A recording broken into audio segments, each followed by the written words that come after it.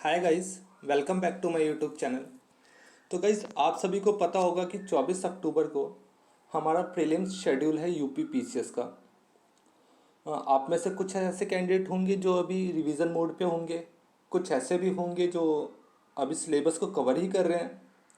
But क्या इतना करना सफिशिएंट रहेगा? क्या टेस्ट सीरीज ज़रूरी नहीं? मेरे ख्याल से टेस्ट सीरीज का अपना अलग इम्पोर्टेंस है।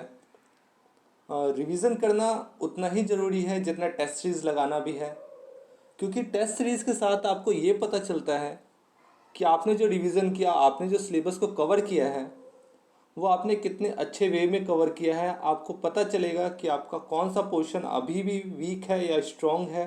आपको पता चलेगा कि मेरे कौन से क्वेश्चंस बार बार गलत हो रहे हैं, किस टॉपिक से क्वेश्चंस नहीं बन पा रहे हैं मुझसे। ठीक, टेस्ट सीरीज लगाने का सोल पर्पस सिर्फ इतना ही है। इसका मतलब बिल्कुल भी नहीं है कि आपको 110 मार्क्स आए, 120 मार्क्स आए। आपको अपने घर में बैठ के टेस्ट सीरीज लगाना है, किसी से कोई कंपटीशन नहीं है।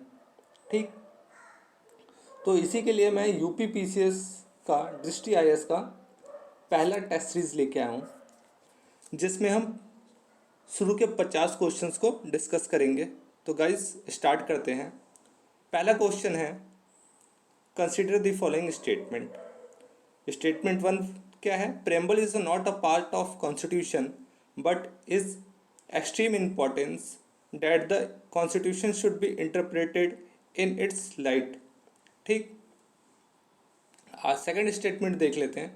The term secular socialist and liberty were added to the preamble to the constitution through 42nd constitutional amendment act 1976। आपको बताना है कौन सा स्टेटमेंट सही है इसमें से। तो सबसे पहले स्टेटमेंट को देखें तो पहले स्टेटमेंट में साफ बोल रहे हैं कि preamble is not a part of constitution. जबकि आप सभी ने पढ़ा होगा, आप सभी ने पढ़ा होगा कि केशवानंद भारती केस में 1973 में सुप्रीम कोर्ट ने साफ साफ बोल दिया था कि प्रेम्बल पार्ट है कॉन्स्टिट्यूशन का। तो स्टेटमेंट वन तो गलत हो ही गया। अब स्टेटमेंट टू की बात कर लेते हैं। तो जिस टर्म्स की बात की गई है, सेकुलर सोशलिस्ट एंड लिबर्टी, वहाँ पे लिबर्टी ना होके इंटीग्रिटी होगा, क्योंकि SSI करके आप याद कर लो, SSI 42nd constitutional amendment act में जोड़ा गया था। तो यहाँ पे भी ये गलत हो जाएगा, लिबर्टी ना होके इंटीग्रिटी होगा। ठीक, तो आगे देखते हैं। तो इसका आंसर अगर देखें तो आंसर हो जाएगा इसका क्वेश्चन फर्स्ट का डी। ठीक, आगे देख लेते हैं। What is the maximum numbers of members in a legislative assembly of a state in India. पूछ रहा है कि मैक्सिमम नंबर्स ऑफ मेंबर्स कितने होंगे लेजिस्लेटिव असेंबली में। अगर बात करें तो मिनिमम जो होता है किसी भी असेंबली का स्ट्रेंथ मिनिमम वो 60 होना चाहिए, और मैक्सिमम कितना होना चाहिए? 500 होना चाहिए। बट यहाँ पे भी एक्सेप्शन है, तीन एक्सेप्शंस हैं यहाँ पे। सिक्किम, गोवा एंड मिजोरम। SGM, अगर हम SDG पढ़ते हैं तो SGM, M फॉर मिजोरम। ठीक, वहाँ पे 60 से कम सीट्स हैं, 60 से कम मेंबर्स हैं वहाँ पे। कहाँ कहाँ? सिक्किम में, गोवा में और मिजोरम में। तो इसका आंसर हो जाएगा 500। मैक्सिमम कितना स्ट्रेंथ होना चाहिए? 500 होना चाहिए। आगे देखते हैं। With the reference to food and agriculture organization which of the following statement is और आर करेक्ट। कौन सा स्टेटमेंट करेक्ट है ये बताना है। In October 2020 it celebrated its 5th salary anniversary. मतलब 50वां एनिवर्सरी FAO मना रहा था, कब? 2020 में। दूसरा बोल रहे हैं कि it's headquarters is in Geneva, Switzerland. तो सबसे पहले तो आपका दिमाग साफ क्लिक कर गया होगा कि हेडक्वार्टर तो भाई गलत है। हेडक्वार्टर जेनेवा में ना होके रोम में होगा, इटली में। जेनेवा इन्होंने क्यों दिया है? क्योंकि मोस्टली जितने भी हेडक्वार्टर्स हैं सारे वहीं पे हैं, इसलिए इन्होंने ऐसा किया है। आगे देखते हैं। स्टेटमेंट 1 को अगर देखें तो स्टेटमेंट 1 में ये फैक्चुअल क्वेश्चन है, अक्टूबर का करंट अफेयर्स पढ़ना होगा इसके लिए। तो यहाँ पे 50वां एनिवर्सरी न मना के 75th एनिवर्सरी मना रही है FAO। ठीक, आगे देखते हैं। Question 4, which of the following statement is not a category of international solar alliance award. इनमें से कौन सा सोलर अलायंस अवार्ड नहीं है, देख लेते हैं कौन सी कैटेगरी नहीं है। Visvesvaraya solar award, Abdul Kalam solar award, Kalpana Chawla solar award and option D is Diwakar solar award. तो इसका अगर आंसर देखें तो इसका आंसर हो जाएगा 4th का Abdul Kalam solar award. Abdul Kalam solar award करके ऐसे कोई कैटेगरी नहीं है इंटरनेशनल सोलर अलायंस अवार्ड की। तो याद रखना है, 3 इंपॉर्टेंट अवार्ड्स हैं ISA से related, Visvesvaraya solar award, Kalpana Chawla solar award and Diwakar solar award. Abdul Kalam award नहीं है, ऐसा कुछ इन्होंने खुद से फ्रेम किया है। और विश्वेश्वरैया सोलर अवार्ड तो हरियाणा गवर्नमेंट देती है, सॉरी विश्वेश्वरैया नहीं देती, विश्वेश्वरैया नहीं, कल्पना चावला अवार्ड हरियाणा गवर्नमेंट देती है। ठीक, आगे देख लेते हैं। The famous dialogue between Nachiket and Yama is mention in which of the following Upanishad. कौन से उपनिषद में नचिकेत और यम के डायलॉग्स को मेंशन किया गया है? तो पहला है बृहदारण्यक उपनिषद, फिर चट्टोपनिषद उपनिषद, कठोपनिषद एंड केनोपनिषद। आप ऑप्शन देख लो एक बार ढंग से, मेरा प्रोनाउंसिएशन इतना अच्छा नहीं है। बृहदारण्यक उपनिषद, चट्टो उपनिषद एंड कठोपनिषद एंड केनोपनिषद। तो अगर देखें इसमें कि कौन सा इसमें से नहीं है तो आपको आंसर मिल जाएगा कौन सा, the famous dialogue between Nachiket and Yama mentioned in which of the following. किसमें मेंशन है? तो कठोपनिषद में मेंशन है, तो इसका आंसर हो जाएगा सी। क्वेश्चन 5 का आंसर हो जाएगा 5th, कठोपनिषद में नचिकेत और यम के बारे के डायलॉग्स को मेंशन किया गया है। आगे देख लेते हैं। Which of the following found a new city on the south bank of a tributary to the river Krishna and undertook to rule his new kingdom as agent of deity to whom all the land south of river Krishna supposed to belong। तो किससे belong करते हैं ये देखते हैं। First अश्मघोष वर्षा first, दूसरा बलाला द्वितीय second, और हरिहरा फर्स्ट और प्रतापरुद्र द्वितीय, मतलब प्रतापरुद्र सेकंड। तो इसका आंसर देखें अगर 6th का, तो 6th का आंसर है 6th का आंसर है सी, हरिहरा। पता ही है आपको हरिहरा के बारे में, विजयनगर अंपायर अगर पढ़ा है आपने तो हरिहरा के बारे में पता होगा आपको। ठीक, हरिहरा और बुका पता होगा आप लोगों को। अगर 7th क्वेश्चन की बात करते हैं, question number 7, the equator passes through which of the following group of countries. Equator कौन कौन से कंट्रीज से पास होती हैं? तो आप लोगों को एक निमोनिक्स याद होना चाहिए। निमोनिक्स मतलब कि बहुत कॉमन निमोनिक्स है, किम, SDG, सक, BC, याद होगा आप लोगों को। ठीक, टोटल अगर देखें तो कितनी कंट्रीज से निकलती हैं? अगर इक्वेटर अगर देखें तो टोटल 13 कंट्रीज से पास ऑन करती हैं। और अगर इसका आंसर देखें क्वेश्चन 7th का, तो क्वेश्चन 7th का हो जाएगा हमारा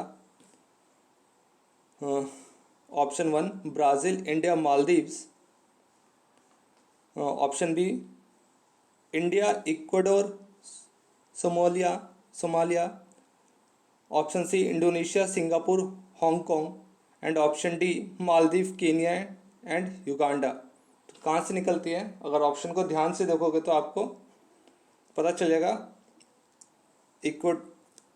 इक्वेटर, मालदीव्स, केनिया, युगांडा से निकलती है।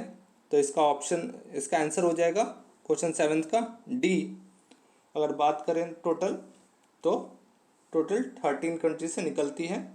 एशिया, अफ्रीका और साउथ अमेरिका, इन तीनों कॉन्टिनेंट से निकल रही हैं। तो आप देख लेना एक बार, सिम, किम, SDG, सक, BCE, बहुत कॉमन है ये।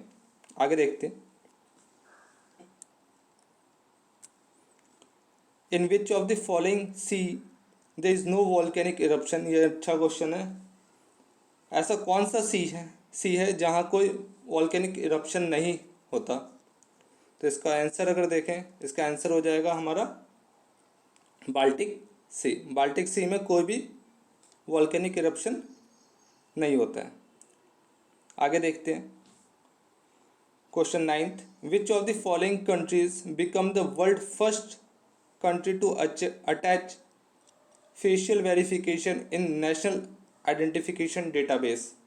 ऐसा कौन सा कंट्री है जिसने फेशियल वेरिफिकेशन को नेशनल आइडेंटिटी डेटाबेस में शामिल किया है, जो अटैच करेगी? जर्मनी, जापान, सिंगापुर और कनाडा। ये सारे करंट अफेयर्स बेस्ड क्वेश्चन है। तो इसका आंसर होगा सिंगापुर। 9th का C.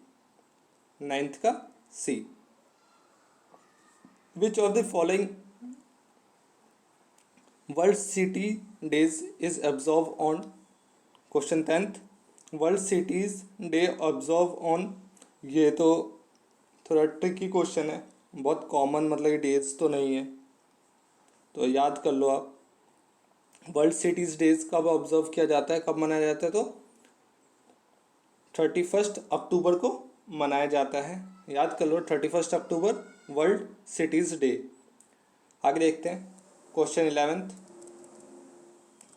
Which of the following correctly describe Vallamkali? Vallamkali क्या है?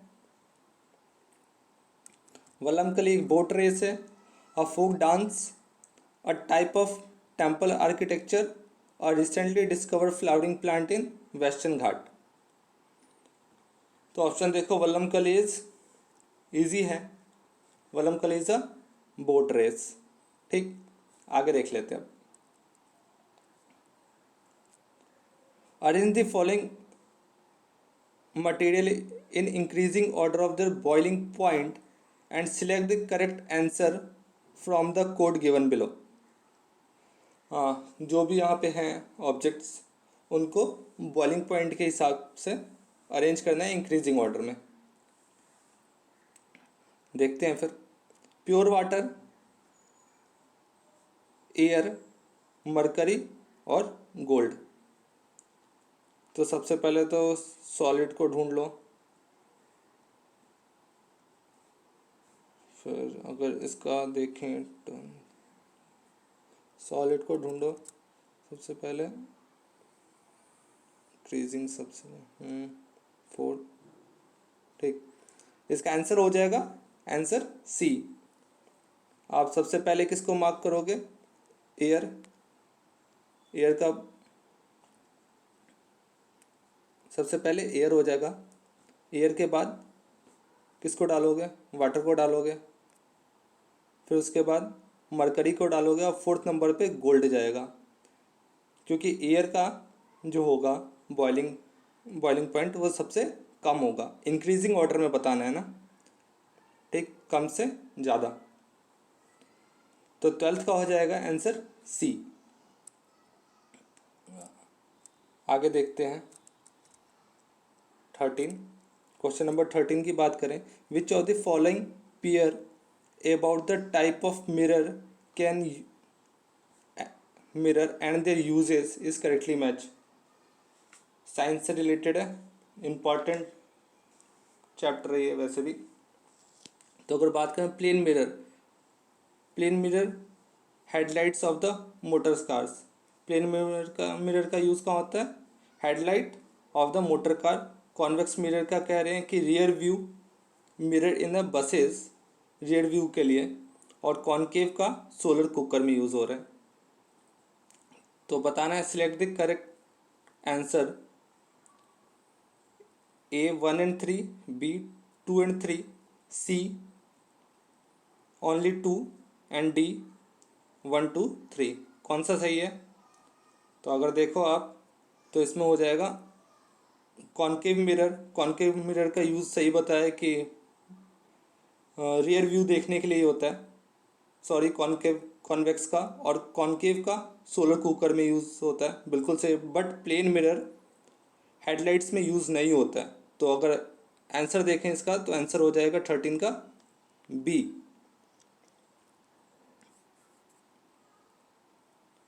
आगे देखते हैं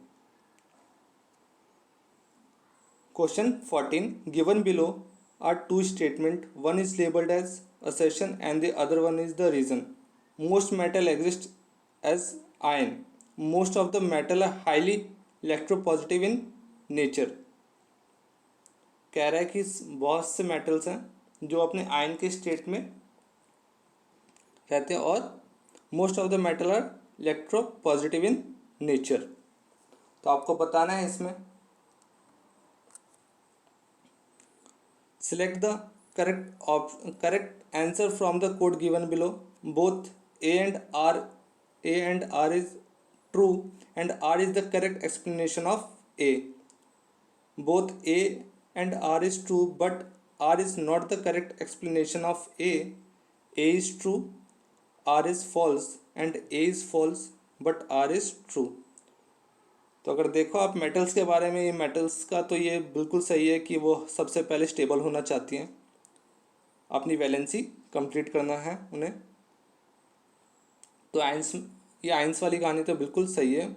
most of the metal exist in, अगर हाइड्रोजन को छोड़ दें तो बाकी का देख लेते हैं। और most of the metals are highly electropositive in nature.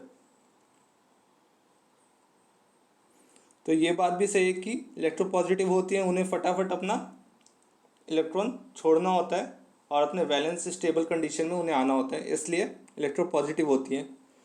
तो अगर बात करें 14 का तो 14 में का आंसर हो जाएगा A. Both A and R is true and R is the correct explanation of A. आगे देख लेते हैं। Which of the following is not the correct in reference to the inclusive growth.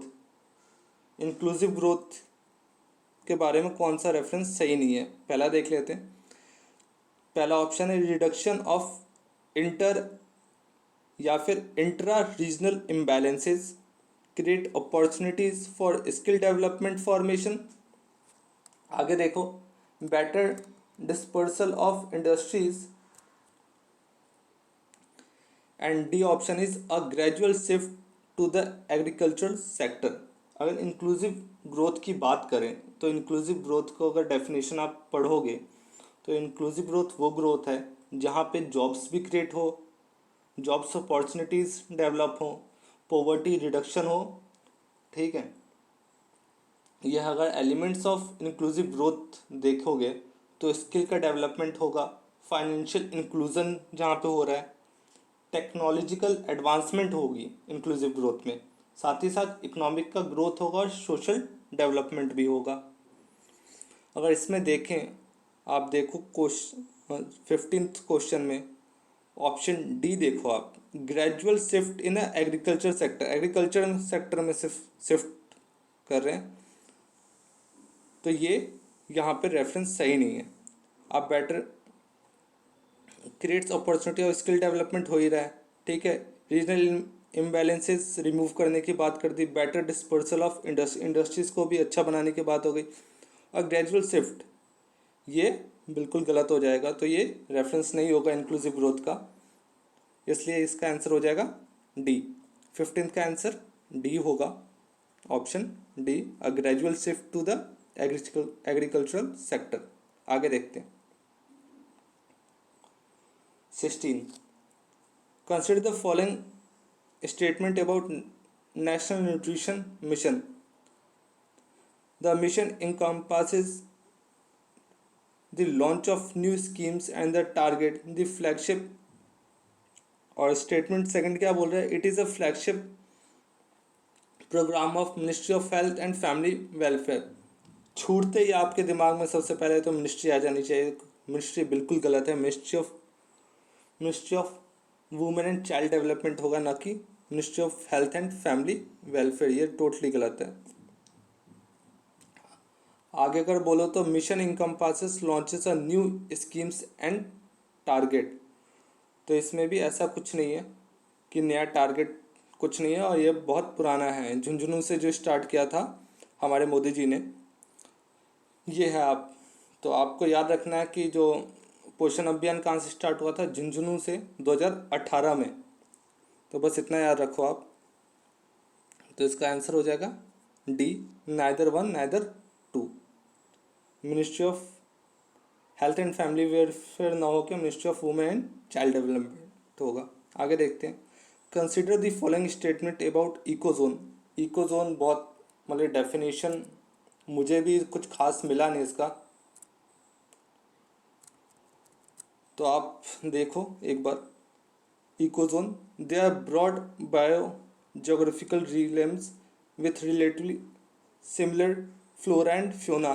Second option, they are based on historic and evolutionary distribution of plant and animal.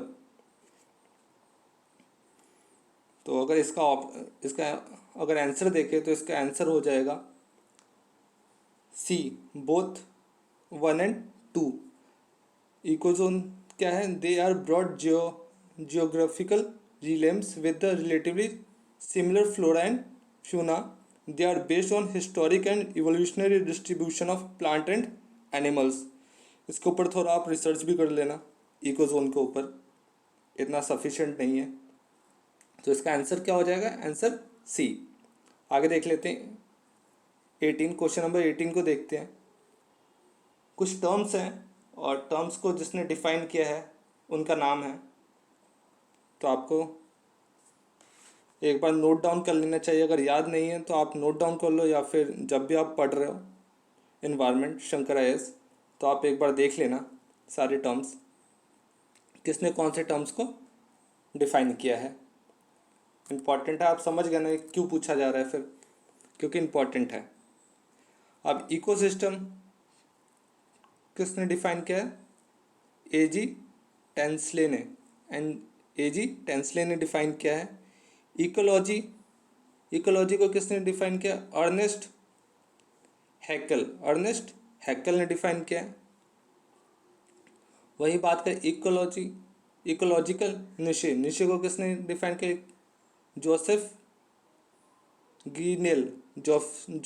ग्रीनेल ने define किया है ये। और वहीं बात करें डीप इकोलॉजी की, deep ecology को ओडम ने डिफाइन न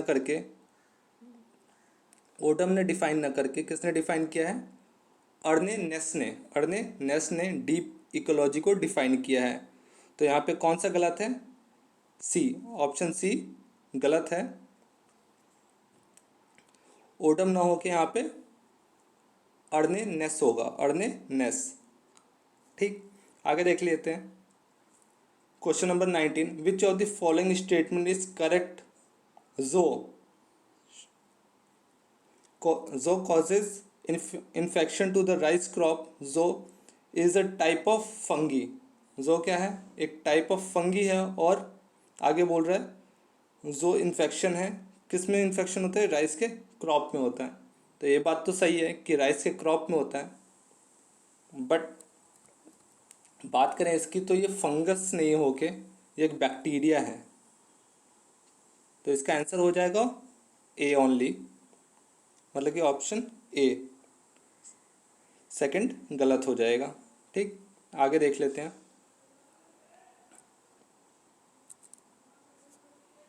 विच of the following launch Kapila campaign किसने लॉन्च किया?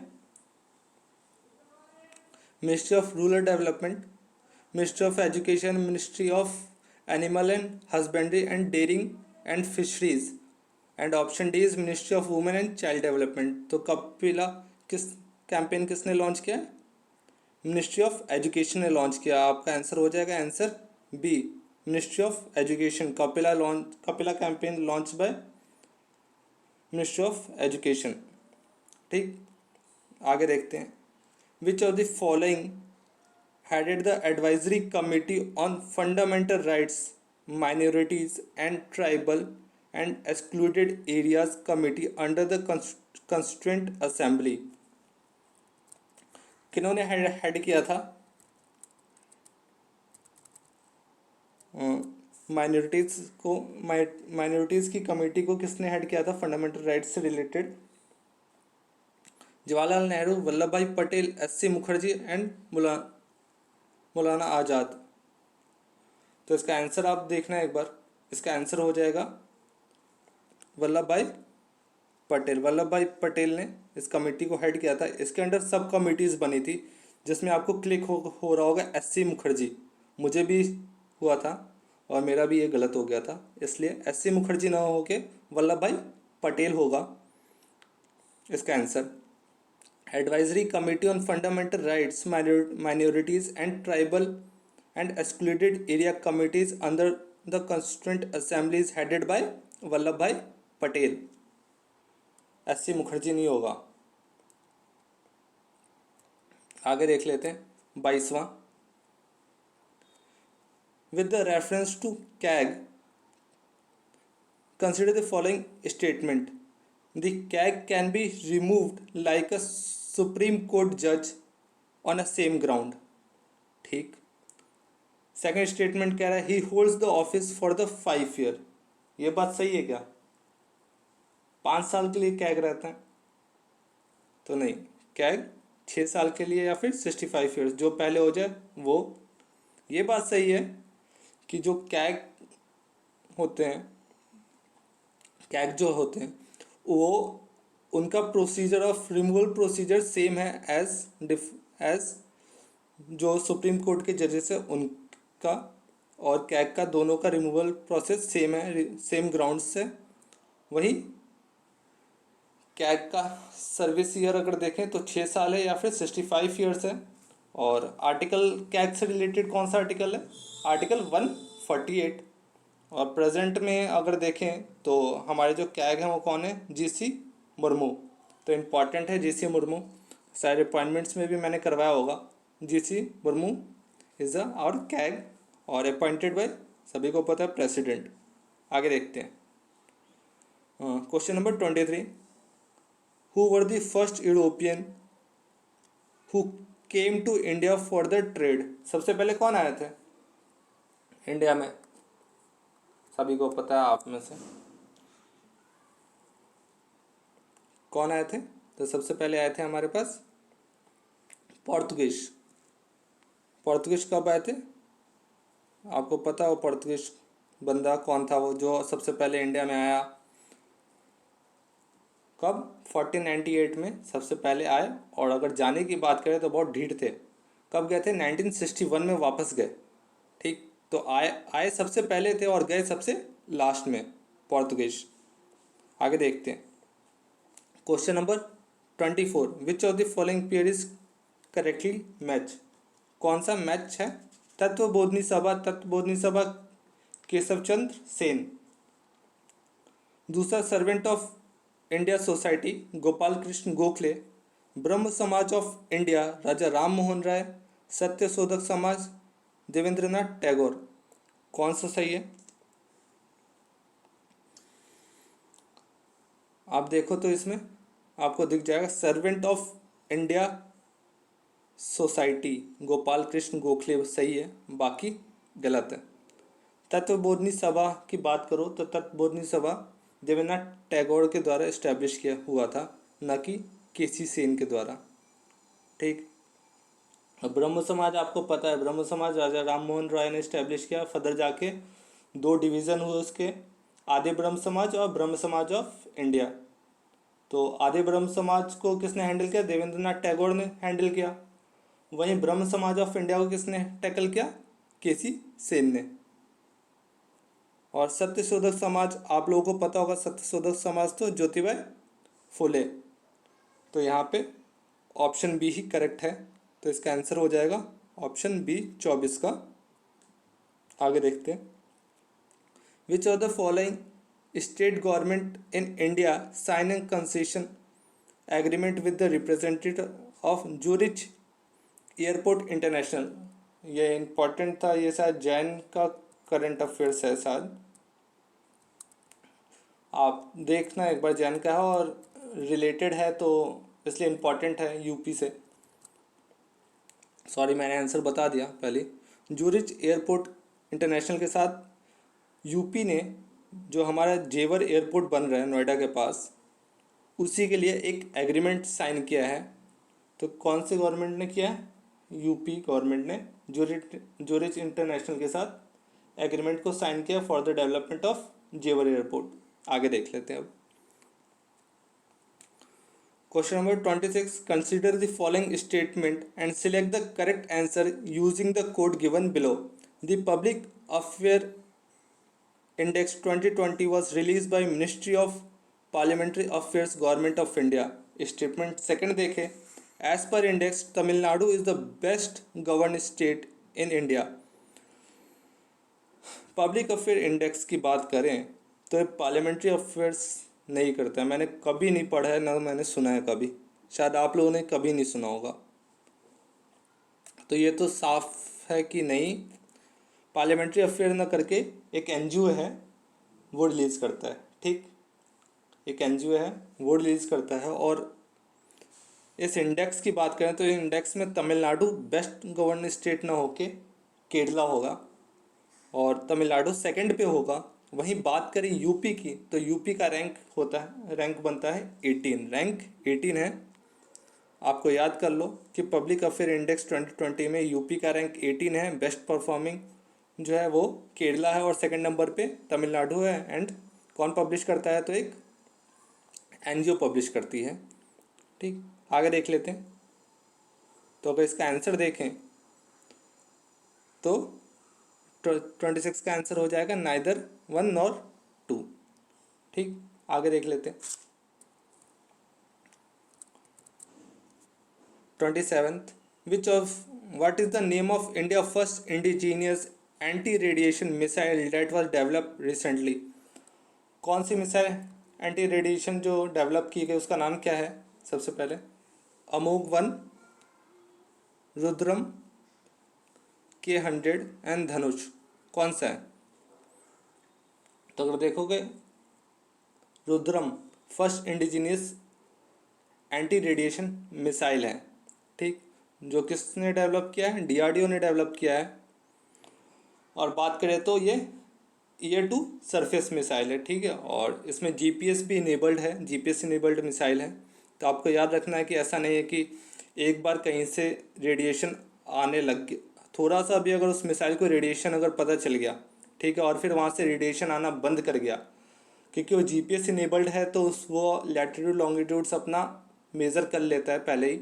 जैसे उसको रेडिएशन मिला, उसने लोकेशन ट्रेस कर लिया, उसके बाद अगर रेडिएशन नहीं भी आ रहा है तो वहाँ पे वो जाके हिट करता है सीधा टारगेट को। तो बहुत एडवांस टेक्नोलॉजी का यूज़ किया गया है। आगे देखते हैं किसने बनाया है। तो रुद्रम को डीआरडीओ ने बनाया है। आगे देख लेते हैं। 28वां, consider the following statement regarding northern most point of India Indira col. Indira col के बारे में बताना है। पहला है it is situated in the great Himalaya. Second statement, it was name after the late prime minister Mrs Indira Gandhi. The land to the north of Indira Canal is a part of Trans-Karakoram Tract which is controlled by China। ठीक, अगर पहला और तीसरा अगर statement देखो तो वहीं पे कॉन्ट्राडिक्ट नज़र आ जाएगा। It is a part of great Himalaya और नीचे क्या कह रहा है? Indira canal is a part of trans tract. तो यहाँ पे बात सही है कि काराकोरम होगा, ग्रेट हिमालय ना होके काराकोरम होगा। ठीक, तो पहला स्टेटमेंट गलत हो गया।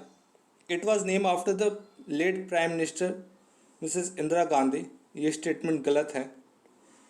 स्टेटमेंट 2 भी गलत हो जाएगा। और अगर स्टेटमेंट 3 की बात करें तो स्टेटमेंट 3 इज़ करेक्ट। तो ऑप्शन में क्या बचता है हमारे पास? Option C. तो ऑप्शन सी सही रहेगा, इसका करेक्ट आंसर ऑप्शन सी रहेगा 28वें का। 29th क्वेश्चन देख लेंगे, विच of the following pair is not correctly match. कौन सा पेयर करेक्टली मैच नहीं है ये देखना है हमें। Singur dam Telangana, Kadana dam Gujarat, Matatila dam Uttar Pradesh, Kiul Karo project Bihar. तो कौन सा करेक्ट नहीं है? तो सिंगूर डैम तेलंगाना में सही है। कौन से रिवर पे? मंजीरा रिवर पे है। सिंदूर डैम मंजीरा रिवर पे है। अगर बात करें कंदना डैम गुजरात, सही है। महानदी रिवर पे कंदना डैम महानदी रिवर पे है गुजरात में, सही है। माता टीला डैम जो है वो किस पे है? बेतवा रिवर पे है, और यूपी और एमपी का ये जॉइंट प्रोजेक्ट है। तो आपको याद रखना है माता टीला जो डैम है वो यूपी और एमपी का जॉइंट प्रोजेक्ट है, जो कि ललितपुर डिस्ट्रिक्ट है यूपी में, वहाँ पे सिचुएटेड है। ठीक। और कौन से रिवर पे माता टीला डैम? तो बेतवा रिवर पे है। वहीं बात करें कोयल कारो प्रोजेक्ट, ये बिहार न होके क्या हो जाए, झारखंड के रांची में। ठीक। तो 29th का अगर राइट आंसर देखें तो राइट आंसर हो जाएगा डी। कौन सा करेक्ट नहीं है, नॉट करेक्ट पूछा ना, तो हो जाएगा डी। आगे देख लेते हैं अब। सेल को किसने डिस्कवर किया? तो सेल को बहुत इजी है, सबको पता हो, गोल्गी ने, रॉबर्ट ब्राउन, रॉबर्ट हुक। तो किसने किया इसको?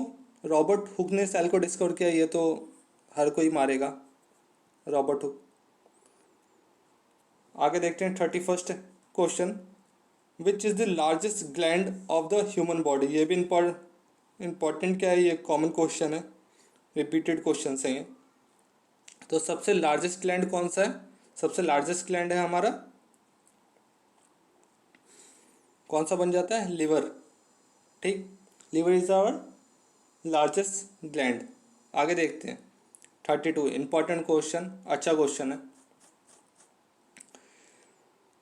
गिनी कॉफिशिएंट की बात हो रही है, अबाउट गिनी कॉफिशिएंट जो होता है उसके बारे में बात हो रही है। It measure the distribution of income across the income percentile in the population. ठीक। आगे देखते हैं, a higher Gini index indicates more equality and vice versa. It is represented in Kuznets curve. Kuznets curve में से represent होता है। ये किसकी बात कर रहा है मैं बता देता हूँ, इनकम इनइक्वालिटी की बात कर रहा है। अगर आप लोगों ने पढ़ा होगा गिनी कोएफिशिएंट के बारे में, लॉरेंस कर्व के बारे में, तो पता होगा आप लोगों को। ठीक है। इसमें सेकंड स्टेटमेंट की अगर बात करो तो कह रहा है कि जितना ज़्यादा गिनी कोएफिशिएंट होगा या फिर इंडेक्स में गिनी कोएफिशिएंट इंडेक्स अगर ज़्यादा होगा तो मोर इक्वालिटी होगी। ऐसा गलत है। जितना ज़्यादा गिनी कोएफिशिएंट उतना ज़्यादा इनइक्वालिटी, और ये रिप्रेजेंट करता है लॉरेंस कर्व से, न कि कुर्जनेट कर्व से। तो ये तो गलती हो गया। अगर 32 का अगर आंसर देखो आप, तो 32 का आंसर हो जाएगा आपका सिर्फ ए, क्योंकि सिर्फ स्टेटमेंट 1 ही सही है, बाकी स्टेटमेंट सेकंड गलत है। मोर इक्वालिटी ना होके मोर इनइक्वालिटी होगा, और रिप्रेजेंटेड बाय लॉरेंस कर्व। अब आगे देख लेते हैं 33, question number 33। The scheme for vulnerable land holding farmers families having cultivable land up to 2 hectares with direct income support of ₹6,000 per year is a major feature of which of the following scheme। आप सभी को पता होगा कौन सा scheme की बात हो रही है। तो इसका आंसर हो जाएगा पीएम किसान। ठीक। 33 का आंसर होगा पीएम किसान ए। आगे देख लेते हैं 34th। The process when the deficit budget is financed through the printing of money is called revenue deficit, way and mean, advance, monetized deficit, government borrowing। अगर बजट में डेफिसिट हो रहा है, बजट डेफिसिट जा रहा है, ठीक है, तो इनका कहना है कि भाई पैसे छाप लो। तो ये कौन से प्रोसेस का पार्ट होगा और क्या बोलेंगे इसको? रिवेन्यू डेफिसिट नहीं बोलेंगे, बिल्कुल नहीं बोलेंगे।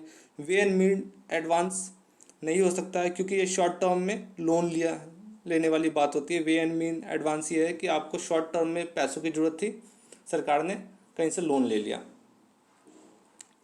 मोनेटाइज डेफिसिट और गवर्नमेंट बोरिंग कैसे हो जाएगा? पैसे छाप रहे, गवर्नमेंट बोरिंग तो हो ही नहीं रहा है।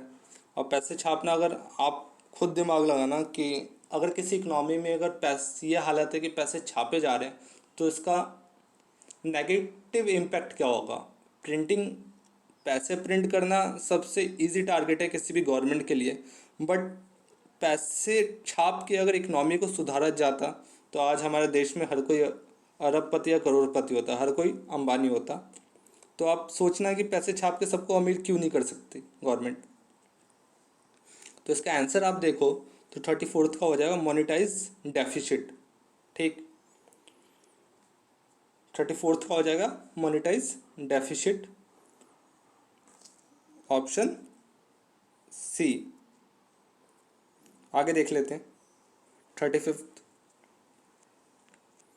The definition of critical wild life habitat is incorporated in the forest right act 2006।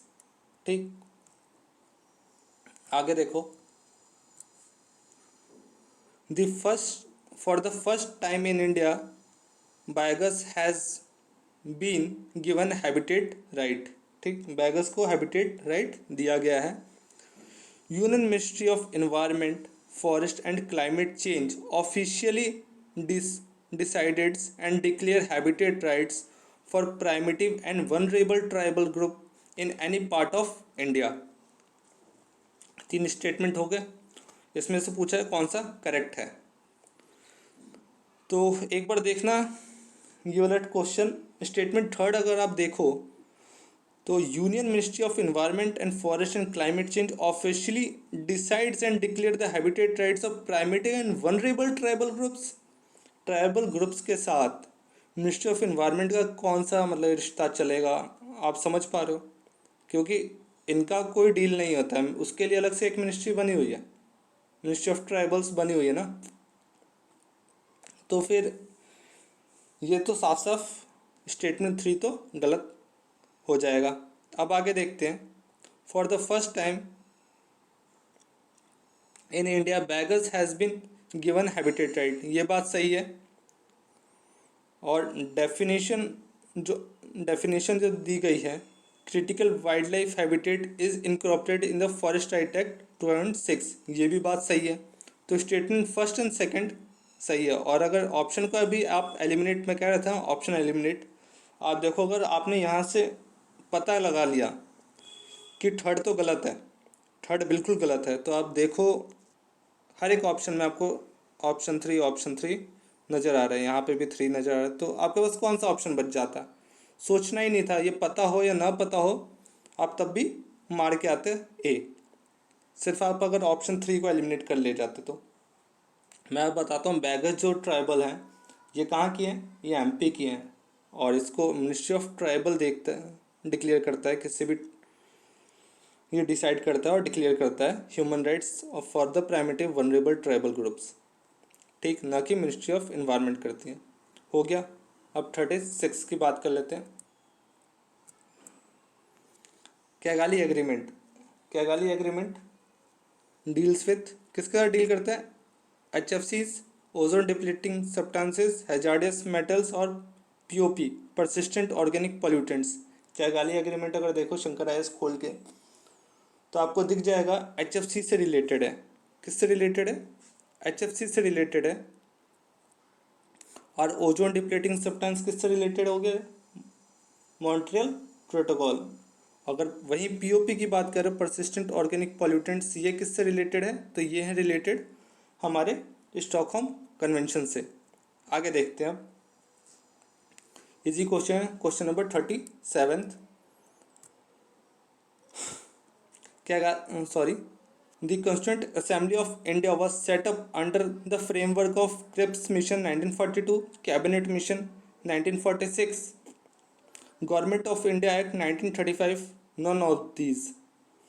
तो आप आसानी से ले जाओगे इसको, कैबिनेट मिशन 1946। ठीक, आगे देखते हैं 38।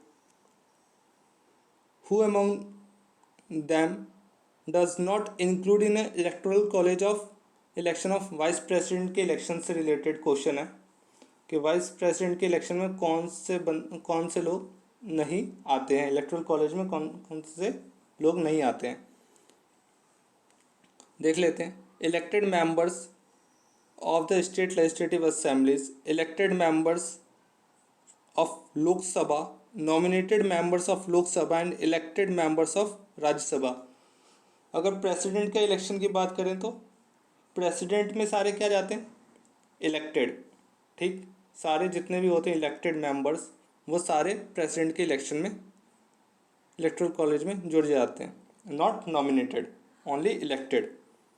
वहीं अगर वाइस प्रेसिडेंट की बात करें तो इलेक्टेड और नॉमिनेटेड दोनों होते हैं, बट लेजिस्लेटिव असेंबली पार्ट नहीं लेती है। ठीक, तो यहाँ आपको दिख रहा होगा लेजिस्लेटिव असेंबली दे रखा है, तो यहाँ पे साफ लेजिस्लेटिव असेंबली नहीं होगा, तो यह हमारा ए गलत हो जाएगा। इसका आंसर क्या हो जाएगा, ए।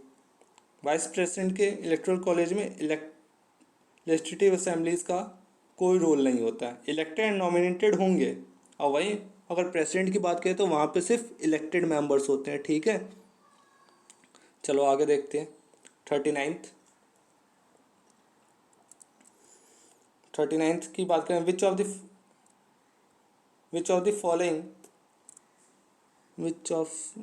among the following personalities first suggest to boycott of British good in a wake of partition of Bengal। सबसे पहले किसने बताया कि मतलब बॉयकॉट करना है ब्रिटिश गुड का during the partition wake of partition of Bengal? Rabindranath Tagore, Aurobindo Ghosh, Krishna Kumar Mitra और and the option D is Ras Behari Bose. अगर घटना चक्र लगाया है लगा लोगे, इसका ऑप्शन होगा सी, कृष्ण कुमार मित्रा। कृष्ण कुमार मित्रा ने सबसे पहले ये बताया था। और अगर कृष्ण कुमार मित्रा की बात करें तो संजीवनी मैगजीन के एडिटर भी रहे हैं, तो इसलिए इम्पॉर्टेंट है। कृष्ण कुमार मित्रा संजीवनी के एडिटर रहे हैं। ठीक, और इन्होंने सबसे पहले ब्रिटिश गुड्स को बॉयकॉट करने की बात की थी, तो याद रखो। आगे देखते हैं। Whom the following did Gautam Buddha nominate for the leadership of Buddhist संघ after his death? Gautam Buddha ने अपने मरने के बाद किसको नॉमिनेट किया था लीडर? कहाँ का लीडर? बुद्धिस्ट संघ का लीडर किसको अपॉइंट किया था, नॉमिनेट किया था? उपाली को, महाकच्छपा को, आनंदा को और नन ऑफ एबव। अगर देखो तो उन्होंने ऐसा कोई किसी को अपॉइंट नहीं किया था, मैंने आज तक नहीं पढ़ा है किसी किताब में, तो इसलिए नन ऑफ दीज ही होगा इसका आंसर। गौतम बुद्धा का जो टीचिंग था वो सिर्फ ओरल था। ठीक है, ऐसा कोई नहीं था कि वो उनके ऊपर थोपा करते थे या फिर परंपरा को आप किसी बंदे को हायर करके आप कहते थे कि हाँ अब मेरे बाद आप इसको कैरी फॉरवर्ड करोगे, ऐसा कुछ नहीं था, सब वॉलंटरी था। इसलिए उन्होंने अपना सक्सेसर किसी को नहीं बनाया था। ठीक, आगे देखते हैं। इसका आंसर हो जाएगा 40 का D, none of the above. आगे देख लेते हैं 41, क्वेश्चन नंबर 41 मैच करवाना है। ख्वाजा मोहुद्दीन चिश्ती, दारा सिखो, शेख साहबुद्दीन और शेख अहमद शिरहिंदी, इनको मैच करवाना है। कादरी, चिश्ती, सुरावर्दी और नक्शबंदी। अगर आप देखो मुझे तो इतना आइडिया नहीं लग पा रहा था, फ्रैंकली स्पीकिंग ये मेरा भी गलत हुआ है। तो ख्वाजा मोहुद्दीन चिश्ती से मैंने कर दिया। दारा शिको हो जाएंगे कादरी, दारा सिखो कादरी हो जाएंगे, मोहम्मद चिश्ती चिश्ती से हो जाएंगे। तो आप इससे पहले तो ये देख लो, ए का टू, ए का टू, ए का टू, तो हमारे पास बी एंड डी बचते हैं। ये तो ए तो ख़त्म हो गया, साथ ही साथ सी भी ख़त्म हो गया। तो हमारे पास क्या बचा, A and D. A and D में हमें मिल गया कि ख्वाजा मोहम्मद चिश्ती में हमें मिल गया सेकंड, बी एंड डी। तो आप इसका आंसर अगर देखो तो इसका आंसर हो जाएगा डी, ख्वाजा मोहम्मद चिश्ती चिश्ती, दार सिखो कादरी, शेख साहबुद्दीन सुहरावर्दी और शेख अहमद सरहिंदी, ये नक्शबंदी हो जाएगा। ठीक, तो option D, option D correct है। आप इसे देख लेना एक बार, option D.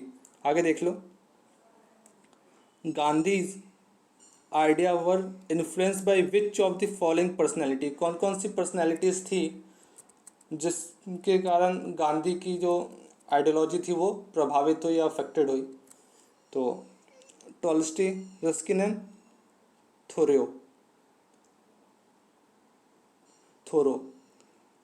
Tolstoy, Ruskin and Thoreau, इन तीनों में से अगर देखो तो आपने घटना चक्र लगाया होगा, तो इन तीनों का जिक्र होगा, घटना चक्र में इन तीनों का नाम मेंशन होगा। तो इसका आंसर हो जाएगा डी। इन तीनों ने गांधी जी की पर्सनैलिटी पे एक अलग छाप छोड़ी थी। आगे देखते हैं, Luhri hydro electric project is located in which of the following river, कौन सी रिवर पे इस्टेब्लिश है लुहरी हाइड्रो इलेक्ट्रिक प्रोजेक्ट। बात करें गंगा में, ब्रह्मपुत्र, सतलुज और कृष्णा। अगर इस हाइड्रो इलेक्ट्रिसिटी प्रोजेक्ट की बात करें तो ये हाइड्रो इलेक्ट्रिसिटी प्रोजेक्ट है हिमाचल प्रदेश में, और हिमाचल प्रदेश की बात करें तो यहाँ से आप इतना निकाल सकते हो कि ना तो गंगा होगा, ना ब्रह्मपुत्र होगा, ना कृष्णा होगा। तो क्या कौन सा बचता है, सतलुज बचता है। ठीक, ये करंट अफेयर्स का है। आगे देख लेंगे, विच of the following statement about Shanghai SCO 20 summit 2020 is correct. The meeting was chair by prime minister of India, Mr. Narendra Modi, and the second statement is it was the 20th summit of SCO Council of Head of the State। ठीक, तो आपको ये बताना है कि कौन सा statement इसमें से सही है। अगर बात करें SCO की, तो SCO में अगर देखें तो SCO क्या है, नॉन गवर्नमेंटल इंटरनेशनल ऑर्गेनाइजेशन है। कब इस्टेब्लिश हुआ, तो इस्टेब्लिश का अगर देखें तो 2001 में इस्टेब्लिश हुआ था। और ऑफिशियल लैंग्वेज की बात करें तो ऑफिशियल लैंग्वेज कौन से हैं इसके, रशिया और चाइनीज़। ठीक, हेडक्वार्टर बीजिंग में है। और इंडिया और पाकिस्तान इसके कब मेंबर बने थे, 2017 के ताशकंद में कॉन्फ्रेंस हुआ था, तब इंडिया और पाकिस्तान एक साथ दोनों मेंबर बने थे। तब 2017 से पहले इंडिया मेंबर नहीं था, बट प्रेजेंट में अगर देखो तो इंडिया इज मेंबर। अब बात करते हैं इस क्वेश्चन की। तो इस क्वेश्चन में अगर देखें कि मोदी जी ने चेयर किया था इस मीटिंग को, तो ये बात गलत है, मोदी जी ने चेयर नहीं किया था। ठीक, ये गलत हो जाएगा।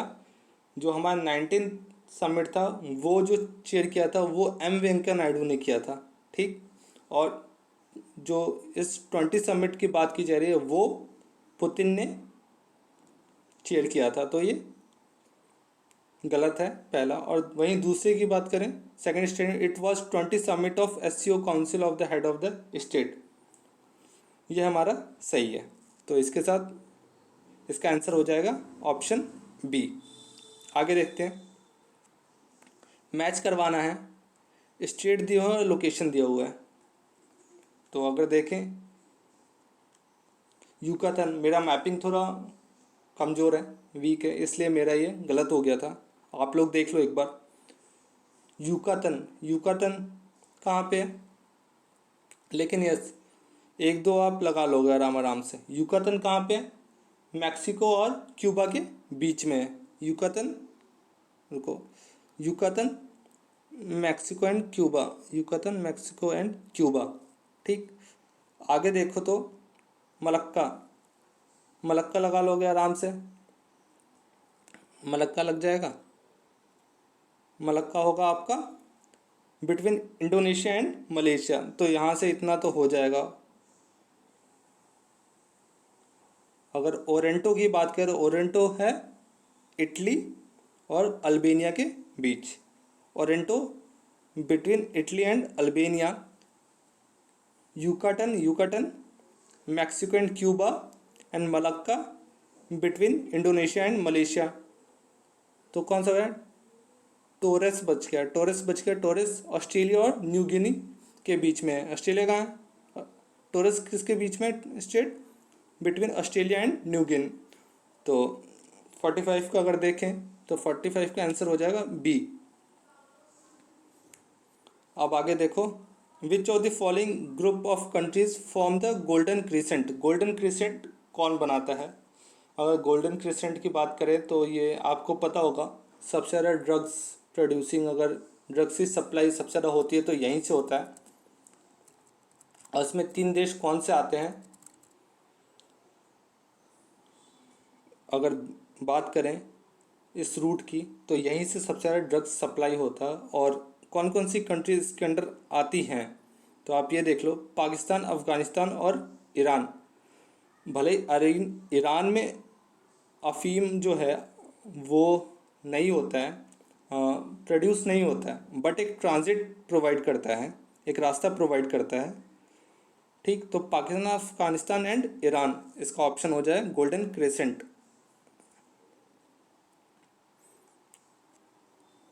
विच of the following pair is not correctly match. कौन सा पेयर करेक्ट नहीं है? इजी है, साइंस रिलेटेड क्वेश्चन है। देख लो आप, एनर्जी का ऐसा यूनिट क्या होगा? जूल सही है। प्रेशर का न्यूटन, प्रेशर का क्या होगा? प्रेशर का ऐसा यूनिट क्या होगा? प्रेशर का यूनिट हो जाएगा बार। वही टेम्परेचर का देखें तो रैंकिन सही है, और ल्यूमिनस इंटेंसिटी कैंडेला, वो भी सही है। ठीक, अगर देखें प्रेशर का ये ऐसा यूनिट हो जाएगा बार या फिर एटीएम, दो में से एक। जबकि अगर आप देखो तो न्यूटन किसका है? न्यूटन फोर्स का ऐसा यूनिट है, ना कि प्रेशर का। ठीक, टेम्परेचर के लिए रैंकिन, कुछ नया है इसलिए टेम्परेचर के लिए रैंकिन, सेल्सियस, ये सब तो कॉमन है, लेकिन रैंकिन नया है। आगे देखते हैं 48th।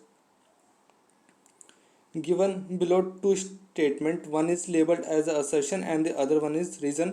असर्शन और रीजन के रिगार्डिंग मैं बोलूँ तो 5 से 7 क्वेश्चन आराम से आ जाते हैं। हर बार देखा है कि यूपीपीसीएस में असर्शन और रीजनिंग वाले रीजन के क्वेश्चन 5 से 7 आपको मिल जाएंगे। चलो देखते हैं। अब brass flask feel much colder than the wooden tumbler in a chilly day.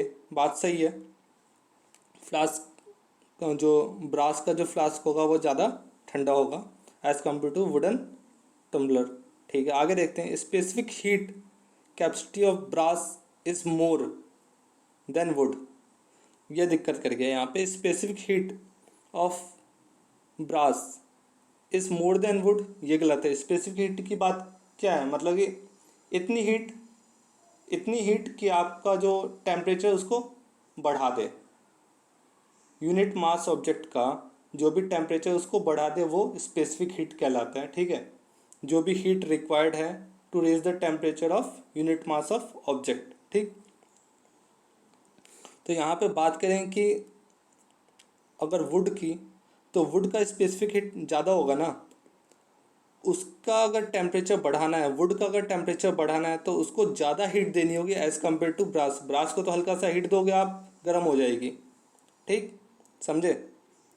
तो इसका आंसर क्या होगा? सी। ए ट्रू है, आर फॉल्स है। ठीक, 48 का आंसर हो जाएगा सी। आगे देख लेते हैं 49। प्रधानमंत्री गरीब Kalyan Yojana launch in which year. ऐसे क्वेश्चन आते हैं स्कीम से रिलेटेड, और स्कीम से रिलेटेड ये आता है खासकर कि टाइमलाइन आपको याद होना चाहिए। टाइमलाइन नहीं मैं बोलूँ तो जितने भी इम्पोर्टेंट कुछ हैं योजना, वो कब स्टार्ट हुआ ये याद होना चाहिए आपको। अब आप सोचो, गरीब कल्याण योजना 2016 की योजना है। कब की है? 2016 की योजना है, और अभी पूछ रहे हैं ये, इसलिए आपको याद याद रखना है ये, ठीक। और रुक जाओ 2 मिनट। हाँ, अब आगे देख लेते हैं। Fifth, the idea of price fluctuation can lead to fluctuation in supply which causes a cycle of rising and falling prices is term as. क्या होता है ये? तो मैं बता देता हूँ। ये बहुत इंटरेस्टिंग क्वेश्चन है। ये कहीं आपको किताब में नहीं मिलेगा, लेकिन आप न्यूज़पेपर या फिर थोड़ा बहुत अवेयर हो करंट अफेयर से अच्छी, तो आपको ये पता चल जाएगा। एक सिचुएशन होती है जब इंसान को ऐसा लगता है कि लास्ट ईयर किसी चीज़ का प्रोडक्शन बहुत हुआ है। मान लो सेम कि गन्ने का प्रोडक्शन बहुत हुआ था लास्ट ईयर, और गन्ने की शॉर्टेज हो गई, शुगर की शॉर्टेज हो गई, और उसका प्राइस बढ़ गया। किसानों को क्या लगा, अरे बहुत प्राइस बढ़ा, प्रॉफिट बहुत हुआ लास्ट ईयर, तो इस बार क्या करते हैं, हम सारे मिलके ना गन्ना ही बो देते हैं, ठीक है। अब सभी ने अगर गन्ना ही बोया है तो इस साल आपको क्या लगता है, मार्केट तो क्रैश हो ही जाएगा टोटली, कि सब प्रोडक्शन बहुत ज़्यादा और सप्लाई साइड में तो सप्लाई वही है। डिमांड में सप्लाई बढ़ जाएगी आपकी, क्योंकि प्रोडक्शन ज़्यादा हो, आप सप्लाई तो दे दोगे, लेकिन आपका डिमांड तो उतना ही है जो लास्ट ईयर था, सेम इस ईयर भी है। तो वो सिचुएशन क्या होता है, उस सिचुएशन को हम कहते हैं काउवे फिनोमिना। तो आपको याद रखना है काउवे फिनोमिना। तो गाइस, ये 50 क्वेश्चंस थे हमारे। नेक्स्ट वीडियो में हम 51 से 100 तक डिस्कस करेंगे। वीडियो लंबा हो रहा है। और हाँ, इतना बता देना कि आप लोगों को ये कंटिन्यू करना है, करवाना है, नहीं करवाना है, क्या है, आप एक बार कमेंट कर दो, ठीक। और जहाँ भी इम्प्रूव करने के लिए मुझे बता दो एटलीस्ट कि हाँ ये चीज़ में दिक्कत है आपकी, आप यहाँ पे इम्प्रूव करो। तो गाइस, थैंक्स ऑल।